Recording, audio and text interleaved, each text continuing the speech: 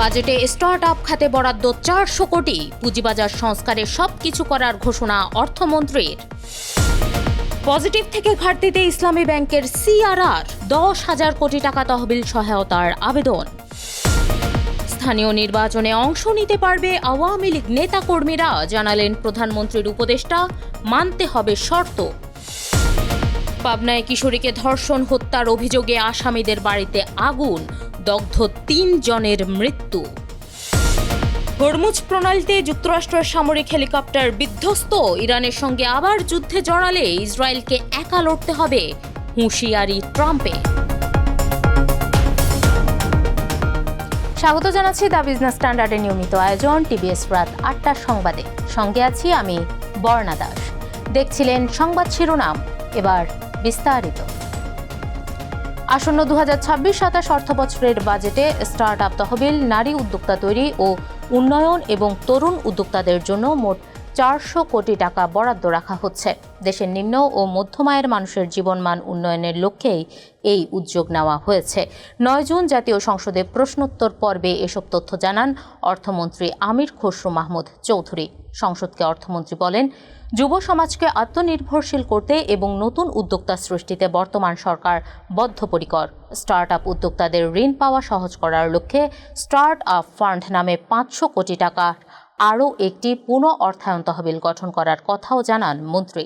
তিনি বলেন, এই তহবিল থেকে উদ্যোক্তারা মাত্র 4% সুদের ঋণ নিতে পারবেন। অর্থমন্ত্রী আরও জানান, পুঁজিবাজার সংস্কারের সবকিছু করবে সরকার। ইসলামী ব্যাংক থেকে টাকা তোলার হিড়িক থামছেই না। গত 7 দিনে প্রায় 4,240 কোটি টাকা তুলে নিয়েছেন গ্রাহকরা। ফলে বাংলাদেশ ব্যাংকে ইসলামী ব্যাংকের জমা থাকা cash reserve ratio CRR positive অবস্থা থেকে নেগেটিভ পর্যায়ে নেমে গেছে। ইসলামী ব্যাংকের এক ঊর্ধ্বতন কর্মকর্তা টিবিএসকে বলেন, গত এক সপ্তাহে গ্রাহকদের আতঙ্কজনিত অর্থ উত্তোলনের কারণে সিআরআর নেগেটিভে চলে গেছে। সিআরআর ঘাটতিতে চলে যাওয়ায় ইতোমধ্যে বাংলাদেশ ব্যাংকের কাছে 10,000 কোটি টাকার তহবিল সহায়তা চাওয়া হয়েছে। ইসলামী ব্যাংকের চেয়ারম্যান হিসেবে খুরশিদ আলমের নিয়োগের পর থেকে সারা দেশে গ্রাহকদের মধ্যে টাকা উত্তোলনের প্রবণতা বেড়েছে। আওয়ামী লীগের নেতাকর্মীদের স্থানীয় সরকার নির্বাচনে অংশগ্রহণের সমস্যা নেই বলে জানিয়েছেন প্রধানমন্ত্রীর তথ্য ও সম্প্রচার বিষয়ক উপদেষ্টা জাহিদুর রহমান। তার মতে, নির্বাচন সংক্রান্ত শর্তাবলী পূরণ করলে ব্যক্তি হিসেবে যে কেউ আগামী স্থানীয় সরকার নির্বাচনে অংশ নিতে পারবেন। এ বিষয়ে সরকারের দিক থেকে বাধা দেওয়ার কোনো কারণ নেই। 9 জুন সচিবালয়ে তথ্য অধিদপ্তরে আয়োজিত নিয়মিত সংবাদ সম্মেলনে সাংবাদিকদের প্রশ্নের জবাবে এ কথা বলেন তিনি। সংবাদ সম্মেলনে একজন সাংবাদিক জানতে চান, আসন্ন স্থানীয় সরকার নির্বাচনে কার্যক্রম নিষিদ্ধ আওয়ামী লীগের যারা নির্বাচনে ইচ্ছুক, সরকার তাদের সুযোগ দেবে কিনা। জবাবে তিনি বলেন, একজন নির্দলীয় ব্যক্তি এলেন, যে ক্রাইটেরিয়া আছে নির্বাচন করার জন্য সেটা যদি পূরণ করতে পারেন তিনি নির্বাচন করতে পারেন। পাবনা সদর উপজেলায় এক কিশোরীকে ধর্ষণের পর শ্বাসরোধে হত্যার অভিযোগে আসামির বাড়িঘরে অগ্নিসংযোগ করা হয়।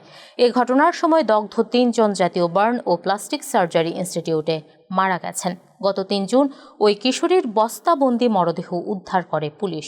জড়িতদের ফাঁসির দাবিতে এলাকাবাসীরা বিক্ষোভ করেন। এক পর্যায়ে আসামির বাড়িতে অগ্নিসংযোগ করে বিক্ষুব্ধরা। এ সময় গ্যাস সিলিন্ডারে বিস্ফোরণে দগ্ধ হয় ওই 3 জন। গত 8 ও 9 জুন ঢাকায় মৃত্যু হয় তাদের। হরমুজ প্রণালীর ওপর দিয়ে ওড়ার সময় মার্কিন সামরিক বাহিনীর একটি হেলিকপ্টার বিধ্বস্ত হয়েছে। তবে এটিতে থাকা 2 পাইলটই ভালো আছেন বলে জানিয়েছেন মার্কিন প্রেসিডেন্ট ডোনাল্ড ট্রাম্প। গুরুত্বপূর্ণ এই নৌপথের ওপর দিয়ে ওড়ার সময় বিমানটি কেন বিধ্বস্ত হলো তা এখনও স্পষ্ট নয়। এদিকে ইরানে আবারও হামলা চালালে ইসরায়েলি প্রধানমন্ত্রী বেনিয়ামিন নেতানিয়াহুকে সম্পূর্ণ একা লড়াই করতে হতে পারে বলে হুঁশিয়ারি দিয়েছেন যুক্তরাষ্ট্রের প্রেসিডেন্ট ডোনাল্ড ট্রাম্প। ইসরায়েলি প্রধানমন্ত্রী বেনিয়ামিন নেতানিয়াহুর সঙ্গে ফোন আলাপে এবং পরে এক্সিওসকে দেওয়া সাক্ষাৎকারে ট্রাম্প এই কড়া বার্তা দেন। আল জাজিরার প্রতিবেদন অনুযায়ী নেতানিয়াহুর ওপর ট্রাম্পের অসন্তোষ ক্রমাগত বাড়ছে।